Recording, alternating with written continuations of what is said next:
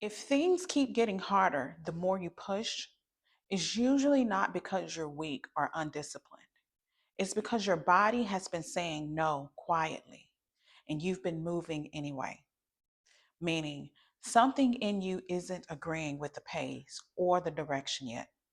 Most people think pushing through resistance builds strength. It usually builds exhaustion. Difficulty isn't always a challenge to overcome. Sometimes it's feedback you're meant to listen to. If effort keeps increasing and results keep shrinking, something in you is saying no. Those no's are rarely loud. They show up as a hesitation, as a tight jaw before you answer, as your shoulders lifting when you say yes, as that quiet feeling of, I don't want to, that you override because it feels inconvenient. Subtle no's don't disappear when you ignore them, they turn into friction. Most women were taught to respect obvious limits, burnout, breakdowns, crisis, but we were never taught to respect the quiet signals that come before all of that. Here's what's happening: your body gives feedback in small doses first: a pause, a tightening, a drop in energy. When that feedback is ignored, the body doesn't give up, it gets louder, not to punish you, but to protect you. Think about where this shows up for you.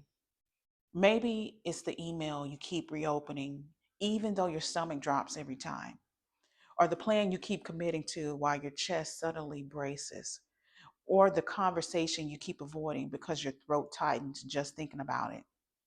Those aren't personality flaws, they're signals.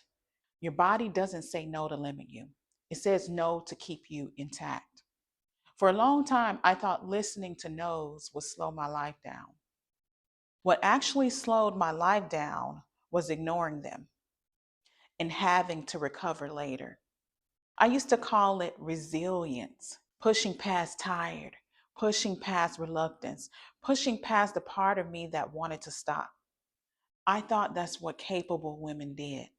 But over time, everything started to feel heavier. Not because life was asking more, but because I was carrying things my body never agreed to hold. That's when I learned this: your body always keeps score. This isn't a motivation problem, it's a consent problem. Your body isn't on board yet.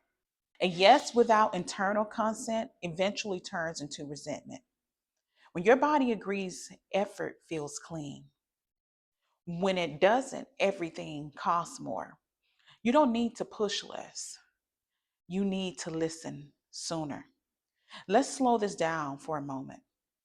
Think about something you're pushing yourself to do right now. Notice your jaw. Is it clenched? Notice your shoulders. Are they lifted? Notice your stomach. Is there a pulling or a tightening? Don't change anything. Just notice. Notice what your body is already communicating. That information matters. If your body has to brace to get through it, it's not a clean yes. Here's the reframe that changes your relationship with effort. Listening to no's doesn't make you smaller, it makes you precise. It teaches your system what you are and are not available for. When you stop pushing past subtle no's, your life doesn't collapse, it clarifies. Your calendar gets cleaner, your energy gets steadier, your yeses get stronger, and the things that remain stop feeling like a grind.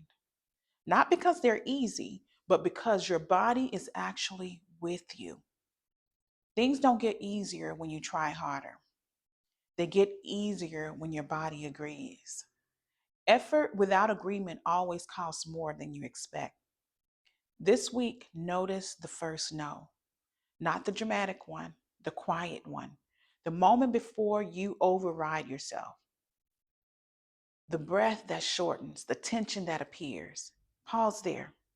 You don't have to act on it yet, just acknowledge it. That alone rebuilds trust. Respecting your no's is how your yes becomes powerful. When your body knows you'll listen, it stops shouting. Life stops feeling like resistance training. You move with less force and more authority.